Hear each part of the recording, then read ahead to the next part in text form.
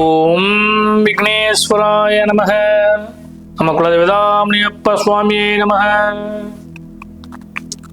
பேரன்பு மிக்க குக்கு பக்தி மீடியா சேனலுக்கு ஜோதிடம் முத்துச்சாமியின் இனி அன்பு வணக்கங்கள். ஒழுக்கம் எதையும் மன ரீதியாகவும் உடல் ரீதியாகவும் கட்டுக்குள் வைத்துக் கொள்ளும் தன்மை, எவரையும் ஆராய்ந்து அவருக்கு தகுந்தாற் போல் நடக்கக்கூடிய குணமும் கொண்ட துளாராசி அன்பர்களே, உங்களுக்கு இந்த நிகழும் மங்களகரமான ஸ்ரீ விசுவாவசு வருஷத்தின் மாசி மாதத்திற்கான பலாபலங்களை ஏற்றுக் கூறுகின்றேன். துளாராசி அன்பர்களே, எவ்வளவோ பிரச்சனையை சந்திச்சிருந்த உங்களுக்கு இந்த மாதம் லாபத்தையும் யோகத்தையும் ஒரு சேர அள்ளித்தரக்கூடிய ஒரு அற்புதமான மாதமாக அமைய காத்திருக்கிறது. உங்கள் ராசிநாதனாகிய சுக்கிர பகவான் பஞ்சமஸ்தானத்திலும் அவரோடு பாக்கியாதிபதி புத பகவானும் அமர்ந்திருப்பது தெய்வ கடாட்சமும் முன்னோருடைய ஆசீர்வாதமும் உங்களுக்கு பரிபூர்ணமாக கிடைக்க போகுதுங்கிறது எந்த சந்தேகமும் இல்லை. இந்த மாசத்தை நீங்க சரியான முறையில் பயன்படுத்துங்க. எப்படி அப்படின்னு சொல்லி கேட்டீங்கன்னா, முதல்ல செவ்வாய் இருக்கார் பார்த்தீங்களா, அவர் இப்போ 4ஆம் இடத்துல உச்சத்துல அமர்ந்திருக்கின்றார். இந்த மாசம் 9ஆம் தேதி அவர் 5ஆம் இடத்துக்கு போயிடுவார். அப்ப தனபாக்கியங்கள் பல்கி பெருகும், மங்கள யோகங்கள் நிச்சயமாக உங்களுக்கு கை கொடுத்து உதவும். கொடுக்கல் வாங்கலில் நிம்மதியான தன்மையை அடைவீர்கள். யாருக்கெல்லாம் எந்த துளாராசியை பொறுத்தளவுக்கு துளாராசிக்காரர்கள்ல எந்த துறையை சார்ந்தவர்களுக்கெல்லாம் நல்ல விஷயங்கள் நடக்கும் அப்படின்னு சொல்லி கேட்டீங்கன்னா, முதல்ல சூரியனை மையமா எடுத்தோம்னா அரசியல் சம்பந்தப்பட்டவங்களுக்கு பூரா இந்த துளாராசிக்காரர்களுக்கு நல்ல பலன் நிறைய கிடைக்க போகிறது. ஏன்னா இப்ப காலகட்டங்கள்ல தேர்தல் நெருங்கிட்டு இருக்க நேரத்துல பொறுத்தளவுக்கு பாத்தீங்கன்னா, அரசியலில் ஏகப்பட்ட குழப்பங்கள் இருந்தாலும் துளாராசிக்காரர்கள் தராசு மாதிரி இருந்து ஒரு சரியான முறையில் செயல்பட்டீங்கன்னா, ஏன்னா சூரியன் உங்களுக்கு லாபாதிபதி, அந்த லாபம் உங்களுக்கு சாதகமாக அமையக்கூடிய வாய்ப்பு உண்டு துளாராசிக்காரர்களுக்கு. ஒரு விஷயம். ரெண்டாவது பாத்தீங்கன்னா, புதன் பாக்கியாதிபதி, அவர் பங்கு சந்தைன்னு சொல்லுவோம். அப்ப அந்த பங்கு சந்தையில் இப்ப இந்த காலகட்டங்களை பொறுத்தளவு பாத்தீங்கன்னா, இப்ப அப்புறம் பட்ஜெட் போடக்கூடிய காலகட்டங்கள், மத்திய அரசும் சரி மாநில அரசும் சரி பட்ஜெட் போடுவாங்க. இந்த பட்ஜெட் போடக்கூடிய காலகட்டங்கள்ல உங்களுக்கு பங்குச்சந்தை ஏற்ற இறக்கத்தை சந்தித்து லாபத்தை தேர்ந்து கொடுக்கறதுக்கு வாய்ப்பு உண்டு. அதனால கொஞ்சம் நிதானமான போக்க கரெக்டா பங்குச்சந்தையில பயன்படுத்துறீங்கன்னா ஜெயிக்கக்கூடிய வல்லமை உங்களுக்கு நிச்சயமாக உண்டு. அது போக பாத்தீங்கன்னா, அந்த ரியல் எஸ்டேட் பண்றாங்க, கொடுக்கல் வாங்கல் பண்றாங்க, இவங்களுக்கெல்லாம் பாத்தீங்கன்னா இந்த மாசம் அருமையான மாதம் பார்த்து அமையக்கூடிய வாய்ப்பு உண்டு. வராக்கடன் நிலுவை கடன் அனைத்துமே உங்களுக்கு சேர்றதுக்கு வாய்ப்புகள் உண்டு. அது போக பாத்தீங்கன்னா, இந்த கோர்ட்டு கேஸ் உள்ளங்க வியாக்கியானங்கள் இது எல்லாம் உங்களுக்கு சாதகமாக அமையக்கூடிய வாய்ப்பு இந்த துளாராசிக்காரர்களுக்கு இந்த மாசம் கிடைக்கிறதுக்கு வாய்ப்புகள் உண்டு. அடுத்து ராகு, மிக முக்கியமான கிரகம் ராகு.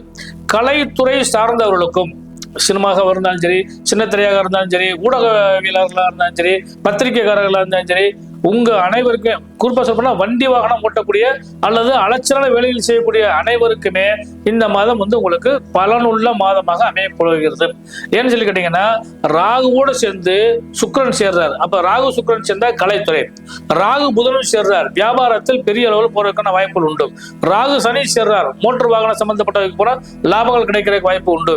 ராகுவோட சூரியன் சேர்றார், அரசு சார்ந்தவர்களுக்கு புற ராகு போல் கொடுப்பார் இல்லைன்னு சொல்ல முடியா, அது போல் அரசு துறை சார்ந்தவங்களா இருந்தாலும் சரி, அரசியல்வாதிகளா இருந்தாலும் சரி லாபத்தை கொடுக்க போறார். அதனால 5இல் அமர்ந்த 5 கிரகமே உங்களுக்கு லாபத்தை நிச்சயமாக தரும். இந்த மாதத்தை கரெக்டா பயன்படுத்தினீங்கன்னா ஸ்கெட்ச் கொடுத்துக்கொள்ளாங்கிற அளவுக்கு சரியான முறையில் லாபம் அடைவீர்கள். ஒரு விஷயம். அடுத்து மிக முக்கியமான விஷயம், சனி பகவான் இந்த மாதம் 22ஆம் தேதி பெயர்ச்சி அடைந்து உங்கள் ராசிக்கு 6ஆம் இடத்துல மீன ராசியில வெற்றி சனியாக வர்றார். அதான் முதல் விஷயம். அப்ப சனி பகவான் வெற்றி சனியாக வரும்பொழுது 5ஆம் இடம் 4ஆம் இடம் சம்பந்தப்பட்ட எல்லாமே யோகம், வீடு வண்டி வாகன யோக சேர்க்கைகள் கிடைக்கும். தாய் வழி உறவுகளால் நன்மைகள் கிடைக்கிற வாய்ப்பு உண்டு. குழந்தைகளால் யோகம், குழந்தைக்கு யோகம் கிடைக்கிற வாய்ப்பு உண்டு. மங்களாதி யோகங்கள் அனைத்தும் மங்களகரமாக கிடைக்கிற வாய்ப்பு உண்டு. வெற்றி, தொழில் ரீதியாக வெற்றி அடையக்கூடிய வாய்ப்பு உண்டு. அதே மாதிரி பாத்தீங்கன்னா, கொடுக்கல் வாங்கல நிம்மதியான தன்மை, இது எல்லாமே இந்த துளாராசிக்காரர்களுக்கு இந்த மாதம் கிடைக்க போகிறது. கடைசி இந்த வாரத்தில் இந்த மாசத்துல கடைசியில உங்களுக்கு அமெரிக்கான வாய்ப்பு உண்டு. அதனால இந்த துளாராசிக்காரர்களை பொறுத்தளவுக்கு இந்த மாதம் ஒரு நல்ல அருமையான மாதமாக அமைகிறது. தயவுசெய்து சரியான முறையில் பயன்படுத்திங்க. அடுத்து மிக முக்கியமான விஷயம் என்னன்னா, பெண்களுக்கு கணவன் மனைவி உறவில் அந்யோன்யம் இன்னும் அதிகரிக்கும். காதலர் இருவர் கருத்தொருமித்தால் வாழ்வில் இன்பம் சிறக்கும் சொல்லும் இல்லையா, அது போல கணவரால் உங்களுக்கும் உங்களால் கணவருக்கும் ஒரு நெருக்கங்கள் ஏற்பட்டு அதன் மூலமாக பரஸ்பரம் வந்து ஒரு நன்மை கிடைக்கிறதுக்கு வாய்ப்பு உண்டு. பொதுவாக பொறுத்தளவுக்கு 2 பேரும் கலந்து ஆலோசிச்சிங்கனால நிறைய விஷயங்களை நீங்க ஜெயிக்கிறதுக்கு வாய்ப்பு உண்டு. குழந்தைகளால் லாபம், குழந்தைக்கு லாபம், தொழில் ரீதியாக லாபத்தை சந்திப்பீங்க.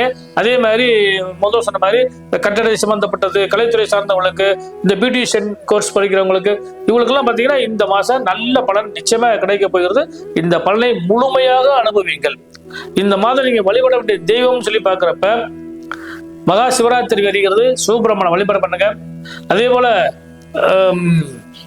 இந்த மாதம் மாசி மகம் வருகிறது. இந்த மாசி மகத்துல புனித நீராடுங்க. எல்லாம் உங்களுக்கு நல்ல ரிசல்ட் உங்களுக்கு கொடுக்கும். எல்லாம் உள்ள இறைவன் ஆசீர்வாதத்துல இந்த மாதம் முழுவதுமே உங்களுக்கு சிறந்த மாதமாக அமைய இனிய நல்வாழ்வு.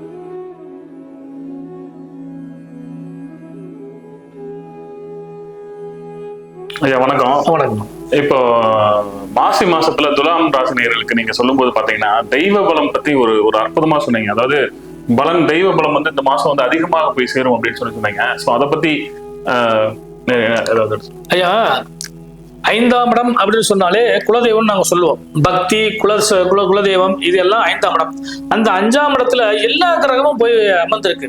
அப்ப என்ன அர்த்தம்னு கேட்டீங்கன்னா, இறைவன் இடத்துல அனைத்து கிரகமும் சரண்டரான காரணத்தினால அதே நேரத்துல உங்கள் ராசி அதிபதியாகிய சுக்கிரனும் போய் அமர்ந்திருக்கிறார். அதனாலதான் இந்த மாசம் முழுவதுமே தெய்வ பலத்தினால் நீங்க சாதிக்க முடியாத விஷயங்கள் எல்லாம் சாதிக்கக்கூடிய அளவுக்கு வாய்ப்பு உண்டு.